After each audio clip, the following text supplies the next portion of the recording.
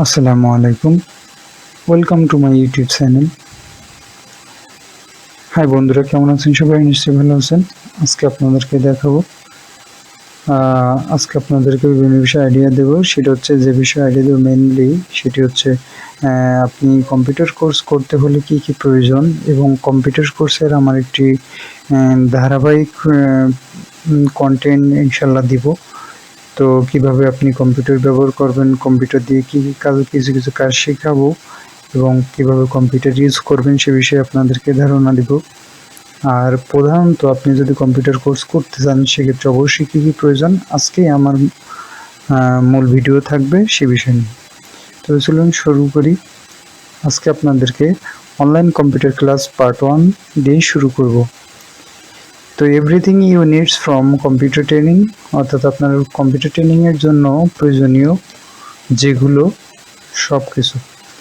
তো এরপরে আমি এখানে দেখাবো। দেখেন, কম্পিউটার মূলত হচ্ছে দুই প্রকার, আমরা সাধারণত জানি বর্তমান সময়ে। একটি হচ্ছে ল্যাপটপ, একটি হচ্ছে ডেস্কটপ।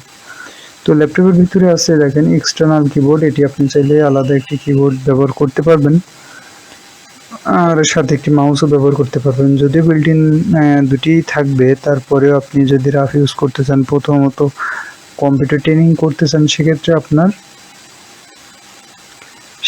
আপনার এ দুটি থাকলে ভালো হয়। কারণ রাফ ইউজের জন্য যদি আপনি অনেক মূল্য দিয়ে একটি ল্যাপটপ কিনে সেটাতে অবশ্যই প্রেশার দিতে চাইবেন না। তবুও আপনাদের সতর্কতার জন্য আমি বলে রাখবো যে আপনি ল্যাপটপে কিবোর্ড ইউজ করবেন এবং মাউস প্যাডও ইউজ করবেন। মাউস প্যাড বলতে যেটি বিল্ট ইন যে টাচ প্যাডটি থাকবে সেটি ইউজ করবেন। তাছাড়াও আপনি এক্সটার্নাল একটা মাউস কিনে নিতে পারেন এবং একটা কিবোর্ড, যেটাতে আপনি বেশিরভাগ কাজটি করবেন যেটি দিয়ে। এরপরে আপনার ল্যাপটপে সাধারণত স্পিকার থাকে, সাউন্ড থাকে। তারপরেও দেখা যায় বিভিন্ন টিউটোরিয়াল বা বিভিন্ন কাজ করতে গেলে যে সাউন্ডগুলো দেয় বা যে সাউন্ডগুলো হয়, এটির পরিচিত হতে গেলে আপনার জন্য একটি স্পিকার বা হেডফোন বা ইয়ারফোন এনি বাজেটে আপনি কিনে রাখতে পারবেন। এরপরে আছে পেনড্রাইভ। পেনড্রাইভটি আপনার 16 GB, 32 GB, এনি সাইজ নাও মার্কেটে অ্যাভেলেবেল, যেগুলো আপনার মার্কেটে অ্যাভেলেবেল থাকবে আপনি চাইলে সেগুলো নিয়ে নিতে পারবেন। আর মূলত কী কাজে লাগবে আপনার কম্পিউটার কোর্স করতে হলে, সেটি হচ্ছে আপনার কম্পিউটার কোর্সের এই কারণে লাগবে যে আপনি যদি কোনো সফটওয়্যার ইনস্টল করতে চান, আপনার কাছে নাই, অনলাইনে পাচ্ছেন না, সেক্ষেত্রে দেখা যায় আপনার সেই বিষয়ে কাজের উপরে মানে ট্রেনিং হতে হলে বা ট্রেন আপ হতে হলে আপনাকে সেই সফটওয়্যারটি কালেকশন করতে হবে। তো তার জন্য কী হবে, আপনি পেনড্রাইভ নিয়ে অবশ্যই ডাটা বা ডকুমেন্ট আপনি ট্রান্সফার করতে পারবেন। যদিও মেইলের যুগ, মেইলেও করা যায়। তো আমি এখানে যেহেতু নেটওয়ার্ক ছাড়া, অর্থাৎ ওয়াইফাই ছাড়া আজকে আমি সেগুলো দেখাবো। তারপরেও পেনড্রাইভটি যথাযথ জরুরি। আর এর সাথে আরও একটি প্রয়োজন হচ্ছে নোট অ্যান্ড পেন। আপনার একটি নোটপ্যাড থাকতে হবে, যেখানে আপনি আমার ক্লাসের টুকিটাকি বিষয় যেগুলো নোট করার প্রয়োজন, শর্টকাট বিষয় থাকবে। এরপরে থাকবে আপনার কম্পিউটারে অ্যাজ এ কম্পিউটার ক্লাস হিসেবে আপনি ধরে নেবেন এটি অনলাইন ক্লাস। তো আপনার তার জন্য এগুলো প্রয়োজন হবে। তো আপনি সাথে আপনি নোট করে রাখবেন টুকিটাকি, যেগুলো এমনি ক্লাসে আমরা সাধারণত করে থাকি বা সাধারণত স্টুডেন্টরা করে সেরকম। তো এরপরে আমি দেখাবো ডেস্কটপ কম্পিউটার। মূলত এটিতে থাকবে সিপিইউ, অর্থাৎ কন্ট্রোল প্রসেসিং ইউনিট, যেটিকে বড় বক্স আকারে দেখা হয় বা দেখা যায়, সেটি হচ্ছে মূলত সিপিইউ বা পিসি।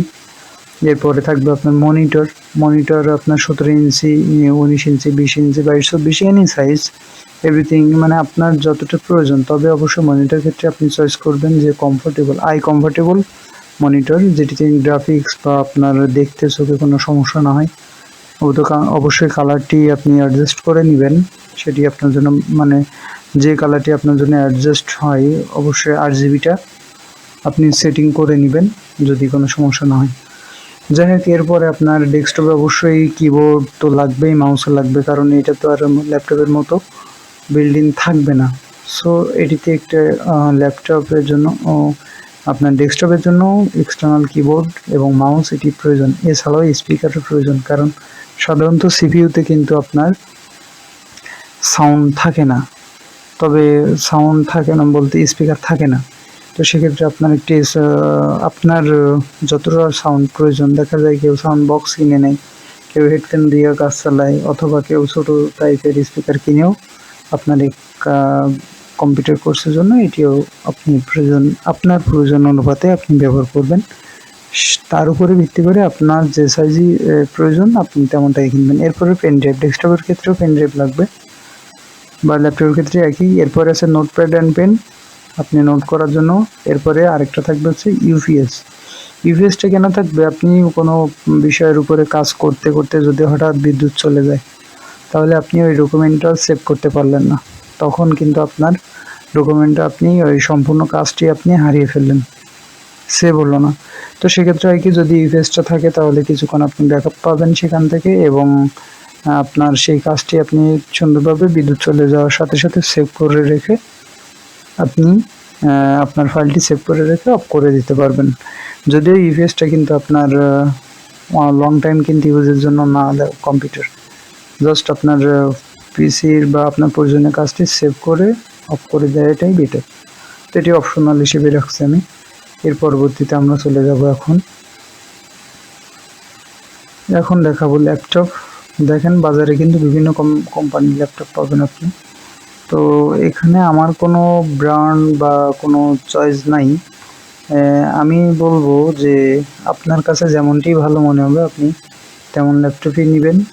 আপনি কমফোর্টেবল অনুযায়ী সাইজও সিলেক্ট করবেন আপনার কমফোর্টেবল অনুযায়ী, এবং কোম্পানিও আপনি সিলেক্ট করে নেবেন। যদি আপনি দু চারজনের কাছ থেকে আইডিয়া নিতে পারেন কেনার আগে, তো এই ক্ষেত্রে আমি কোনো কোম্পানি সাজেস্ট করবো না। আমি এখানে কিন্তু কোম্পানিরই ল্যাপটপ দেখিয়েছি, আরও যেগুলো বাদ আছে আমি জাস্ট আপনাদের বোঝানোর জন্য আর কি এই সবগুলো নামানো। তো এটি হচ্ছে ল্যাপটপ কম্পিউটার। এরপরে আছে ডেস্কটপ কম্পিউটার। দেখেন ডেস্কটপ কম্পিউটার কিন্তু সাধারণত এগুলো ফার্স্ট টাইম নজরে আসে, স্পিকারটা পরে আসে। ফার্স্ট টাইম ডেস্কটপ বললে আপনার keyboard, mouse, monitor and CPU এটি কিন্তু সামনেই আসে। এটি হচ্ছে ডেস্কটপ কম্পিউটার। এই সামগ্রিক অংশকে নিয়েই হচ্ছে ডেস্কটপ কম্পিউটার বলা হয়। তো এরপরে দেখেন এই যে স্পিকার, আপনার বাজারে আপনার জাস্ট এই 2 পিস বা সিঙ্গেল পিস বা ব্লুটুথ স্পিকার 1 পিসেরও পাওয়া যায় আজকাল। তো আপনার যতটা প্রয়োজন আপনি জাস্ট ততটুকুই নেবেন ক্লাসের জন্য, বা আপনার প্রয়োজন মোতাবেক আপনি ততটুকুই নেবেন। এরপরে আপনাকে দেখাবো স্পিকার অ্যান্ড সাউন্ড বক্স আপনি নিতে পারেন। এরপরে হেডফোন আর পেন ড্রাইভ। দেখেন আমি এখানে 4টি কোম্পানিরই দেখাচ্ছি। আপনার যে কোম্পানির পছন্দ আপনি সেই কোম্পানির পেন ড্রাইভ ব্যবহার করতে পারেন। তো এখানে আপনার সুবিধা অনুযায়ী আপনি সিলেক্ট করে নিতে পারেন যে কোনোটি ক্যাপ হারিয়ে যায়, কোনোটি হচ্ছে আপনার এখানে এই ডাটাটা দেখেন, এটি হচ্ছে আপনার মুখ হারানোর কোনো ভয় নাই। আবার পেনিকটাও কিন্তু মুখ হারানোর ভয় নাই, প্লাস চাবি রিংয়ের মতো। আবার ট্রান্সেন্টের এটা কিন্তু মুখটা হারানোর সম্ভাবনা আছে, এবং অ্যাপোসারে। তো আপনার যেমন সুবিধা আপনি তেমনটা নেবেন। আপনি যদি সংরক্ষণ করে রাখতে পারেন তো সেভাবে রাখতে পারবেন। এরপর আমি দেখাবো হেডফোন। আপনার আপনার কানে যেটি কমফোর্টেবল মনে হবে আপনি তেমনটাই নিতে পারবেন যদি প্রয়োজন হয়। যদি স্পিকার থাকে সেক্ষেত্রে প্রয়োজন নাই, তবুও আপনার যদি প্রয়োজন হয় আপনি নিতে পারেন। তো সেক্ষেত্রে এটিও আপনি অপশনাল হিসেবে বলবো। এরপরে আপনার নোটপ্যাড। আপনার একটি খাতা থাকলেই চলবে, বা আপনার পছন্দ অনুযায়ী যেমনই নোটপ্যাড থাকুক, বা খাতা বা ট্রালি খাতা, বা আপনার পছন্দ অনুযায়ী যেখানে আপনি কিনা নোট করে রাখবেন, অথবা ডায়েরি। আর পেন তো চিনি আমরা, পেন বা কলম। তো পেন্সিল নিয়ে অনেক সময় আর্ট করে রাখতে পারেন আপনার বোঝার সুবিধার্থে। এরপরে দেখো ইউপিএস কিন্তু 650 বিয়ে হয়, 1200 বিয়ে হয়, 650 বিয়ে। আপনার ব্যাকআপ অনুপাত অনুযায়ী আপনি যে কোনো ইউপিএসটা নিতে পারেন। তো এখানে আমার কোনো সাজেশন নাই, আপনি অবশ্যই ভালো মানের একটি ইউপিএস নেবেন যাতে করে আপনার পিসি কোনো সমস্যা নয়। আর ইউপিএস ব্যাপারে আরও একটি প্রয়োজনীয়তা আমি বলতে চাই, সেটি হচ্ছে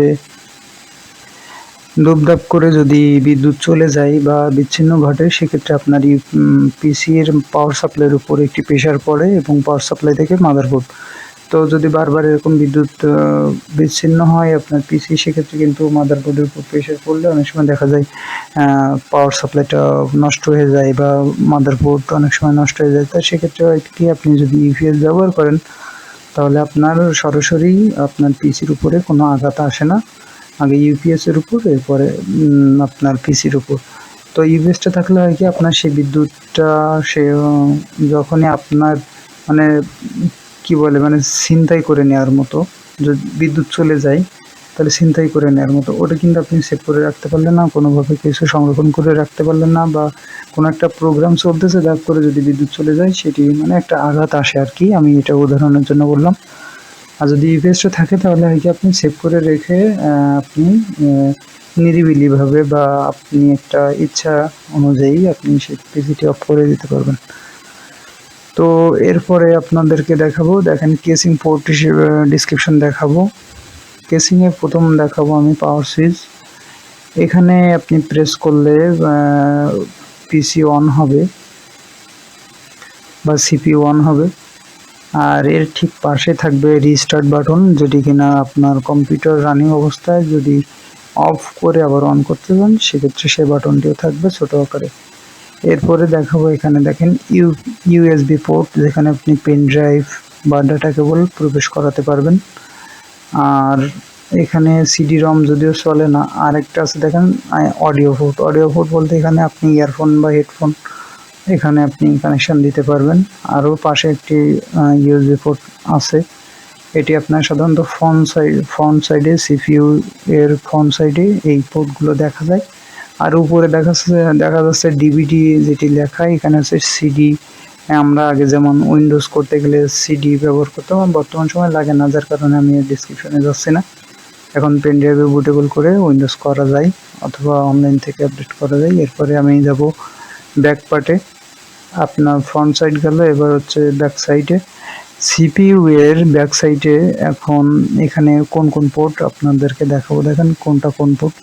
এখানে প্রথম দেখাবো হচ্ছে প্লাগ ইন পাওয়ার কেবল, অর্থাৎ আপনার সরাসরি বিদ্যুতের যে কেবলটি আপনি সিপিইউতে প্রবেশ করাবেন, এটি হচ্ছে সেই পোর্ট। এখানে আপনার পাওয়ার কেবলটি ঢুকবে বা প্রবেশ করাবেন। এরপরে আছে এটা হচ্ছে ল্যান পোর্ট, যেখানে আপনি নেটওয়ার্কিংয়ের 10টা বা 5টা পিসির নেটওয়ার্কিংয়ের জন্য যে পোর্টটি ব্যবহার করা হয়, অথবা আপনি ল্যান অর্থাৎ আপনার হচ্ছে যদি ল্যানের সংক্ষিপ্ত রূপ হচ্ছে লোকাল এরিয়া নেটওয়ার্ক, মানে এটি হচ্ছে নাম, পূর্ণ নাম।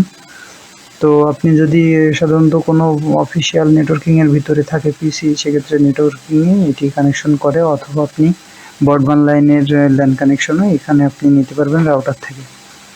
তো এরপরে দেখাবো অডিও পোর্ট। অডিও পোর্ট এটি ব্যাক সাইডেও আছে, ফ্রন্ট সাইডেও আছে। আর এরপরে ইউএসবি পোর্ট ব্যাক সাইডে আছে এবং পাশে কিন্তু ল্যান পোর্ট আরও একটি আছে দেখা যাচ্ছে। এরপরে দেখাবো ভিজিএ পোর্ট।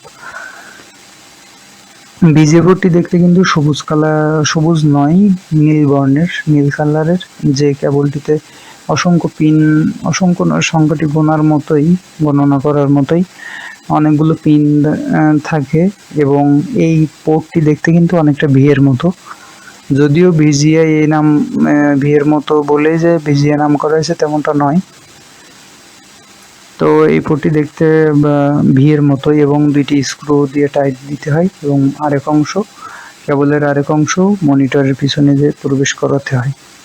তো এখানে এই যে আরেকটি দেখা যাচ্ছে ল্যান পোর্ট।